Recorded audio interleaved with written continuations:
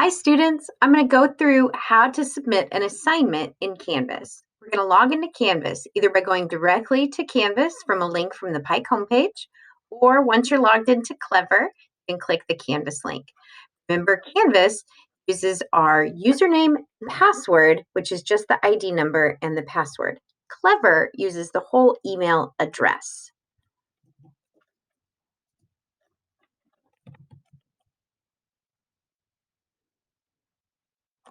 Once you're logged into Canvas, we're going to take a look at our assignments, and you can find those in two quick ways.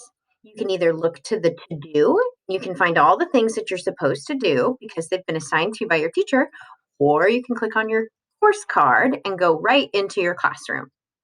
All assignments in all your classes should be in your module section. But always read your homepage because your teacher might have organized their class a little differently. So in modules, I'm going to take a look here at what I've got to do. Now I need to see if I can submit some things so you can see how to submit your assignments in Canvas. I'm going to click on my Math in the Wild assignment. I'll notice right away there's a big blue button that says Submit Assignment. If you don't see that big blue button and you think you're supposed to be submitting something, double check that your Parent Observer account for Canvas isn't logged in instead of your student account, because Parent Observer accounts can't submit assignments, but you as a student can.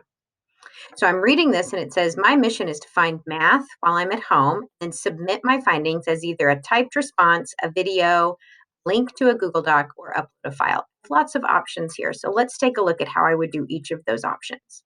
Now, when I'm ready, I will click the big blue submit button. And then now I've got my options down here.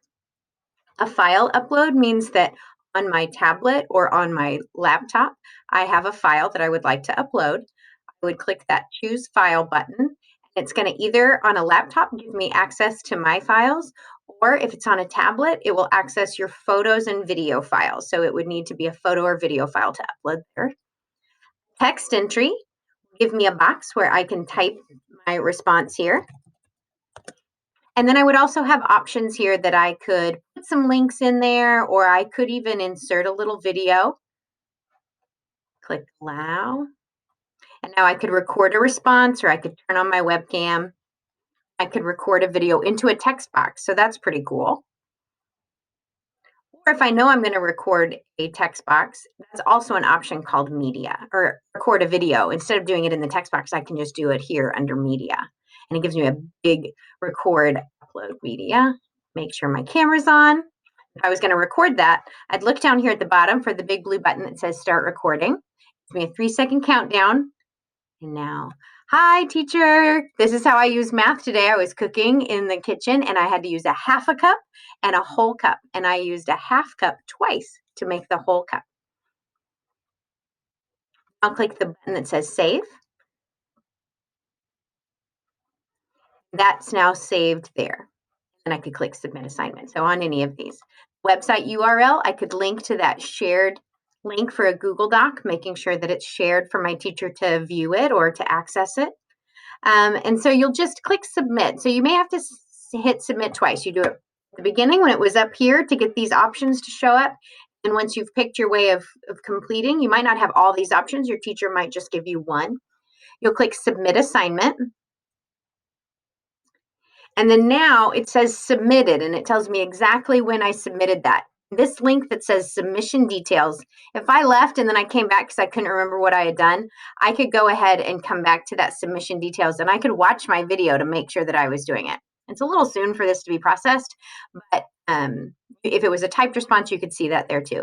You could also add comments. If you're like, oh, I forgot to say something, I could go in and add that, and my teacher will see that when they open it up to grade it. I can also resubmit the assignment. If I realized, oh, I did that totally wrong and I want to resubmit it, I can click that resubmit button. I could re-record or I could retype, then hit submit again. And then up here in the submission details, I would still see the most recent submission. I couldn't go back and see my old submissions, but I could see the one that I had just done. So that's how you're going to see that. The other thing that's really cool about assignments is that you can see any comments that the teacher gives you. So if I'm the teacher in that course and I want to grade that assignment that you had done, and give you some feedback on that. I'm going to come over here as a teacher into the grade book.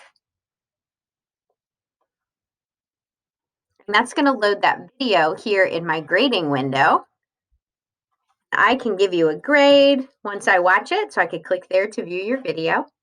I could leave you a comment. I could even record a video back to you.